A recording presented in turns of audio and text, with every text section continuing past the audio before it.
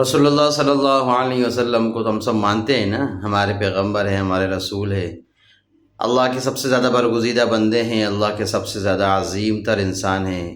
اللہ نے پوری انسانیت میں سب سے زیادہ عظمت، سب سے زیادہ محبت، سب سے زیادہ اپنی شرافت اور سب سے زیادہ اپنا قرب جو جس بندے کو دیا ہے وہ حضور صلی اللہ علیہ وسلم ہے نا، سب کو پتہ ہے۔ اتنے برگزیدہ بندے ہونے کے باوجود جتنی تکلیف انہوں نے دنیا میں دیکھی، اتنی تکلیف کوئی انسان سوچ بھی نہیں سکتا، اس کا اندازہ بھی نہیں کر سکتا، اس کے بارے میں وہ دیکھے گا کیا، اس کی سوچ بھی وہاں تک نہیں جا سکتی۔ اللہ کے رسول نے اپنی زندگی میں کیا کیا تکلیفیں دیکھی ہے، میں آپ کو بتاؤں۔ نمبر 1، اپنی 3 بیٹیوں کا جنازہ خود پڑھایا، 1 نہیں 2 نہیں 3 بیٹیوں کا جنازہ خود پڑھایا۔ نمبر 2، شہر سے دربدر کر دیا، اپنے شہر سے، اپنے آبا و اجداد کا شہر، جس شہر میں پیدا ہوئے، جہاں پلے بڑے، وہاں سے نکال دیا۔ اپنے شہر سے نکالنے کے بعد پھر کیا کیا، مدینہ گئے تو مدینہ کے اندر بھی تکلیف کا سامنا کرنا پڑا، وہاں سے بھی نکالنے کے لیے بہت کوشش کی، ہر طرح کی تکلیفیں دی۔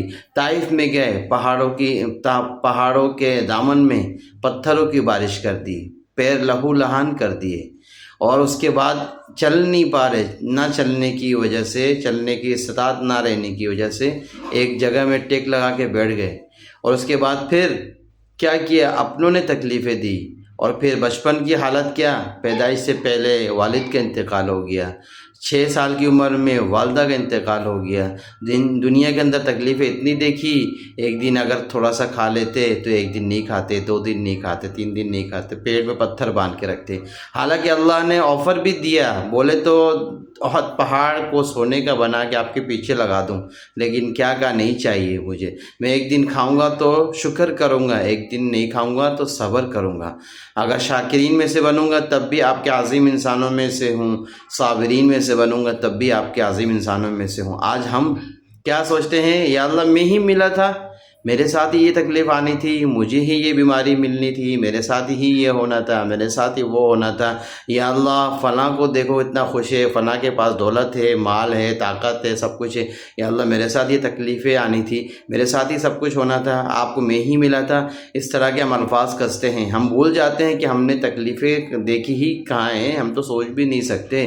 جس بندے کے سامنے، جس باپ کے سامنے اپنی بیٹی کا جنازہ اٹھ رہا ہو، جس باپ کے سامنے اپنے جوان بیٹی کا انتقال ہو رہا ہو، اس باپ کے اوپر سے کیا گزرتا ہے پتہ ہے؟ ہم سوچ نہیں سکتے، ہمیں اندازہ نہیں ہے۔ جس باپ کے اوپر گزر رہا ہو نا، اس سے پوچھیں، اس کو دیکھیں تو پھر شاید تھوڑا سا ہمیں اندازہ ہو۔ رسول اللہ صلی اللہ علیہ وسلم نے جن تکالیف کا سامنا کیا، ان تکالیف کے بارے میں کچھ سوچ بھی نہیں سکتا، اندازہ بھی نہیں لگا سکتا۔ اور پھر اس کے بعد تہجد میں اٹھ کے اپنے پیر کو سجا کے، اپنے پیر کو اتنی دیر تک کھڑے رہتے کہ پیر سوجنے لگتا، اور کس لیے؟ دنیا کے لیے، اپنی پریشانی کے لیے، اپنی تکالیف کو دور کرنے کے لیے نہیں، اپنی امت کے لیے۔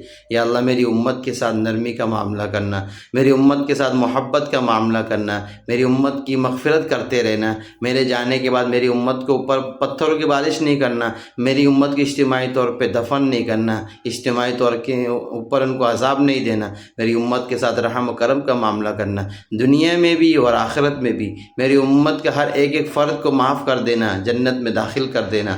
اور رسول اللہ صلی اللہ علیہ وسلم اس وقت تک قیامت کے دن سکون سے، آرام سے نہیں بیٹھیں گے جب تک کہ ایک ایک امتی کو اپنے سامنے، اپنے آنکھوں کے سامنے جہنم سے نکلوا نہ لے، اللہ سے دعائیں کر کے نہ نکلوا لے۔ اتنی تکالیف دیکھی صرف اپنی امت کے لیے، کیا میری امت کے ساتھ اللہ نرمی کا معاملہ کرے، اپنی امت کی فکر تھی صرف، اور کوئی فکر نہیں۔ اتنے برگزیدہ بندے ہونے کے باوجود جو اللہ دنیا سے عرش سے فرش پہ لے کے آ رہا ہے، فرش سے عرش پہ لے کے جا رہا ہے، بیت الحرم سے، بیت الحرام سے بیت المقدس لے کے جا رہا ہے، پھر وہاں سے اپنے اعلیٰ علیین تک لے کے جا رہا ہے۔ قاب قوسین او ادنی، اللہ کے اتنے قریب ہو گئے، 2 کمان سے زیادہ کا فاصلہ رہ گیا، قاب قوسین او ادنی، اور اس سے بھی زیادہ قریب۔ اب جتنے قریب لے کے گئے، اتنے قریب تو جبرائیل علیہ السلام بھی نہیں جا سکے۔ اتنے مقرب ہونے کے باوجود بھی دنیا میں اتنی تکلیفیں کیوں ملی؟ کیوں اللہ نے اتنی تکلیفیں دکھائی؟ صرف اس امت کو دکھانے کے لیے، سکھلانے کے لیے، بتانے کے لیے کہ میرا سب سے زیادہ برگزیدہ بندہ دیکھو کس طرح دنیا سے جا رہا ہے، کس طرح دنیا میں تکلیفیں دیکھ رہا ہے، کس طرح تکلیفوں کا سامنا کر رہا ہے۔ اے انسانوں، تم بھی صبر شکر کے ساتھ زندگی گزارنا، ہر آن ہر گھڑی مجھے یاد کرتے رہنا۔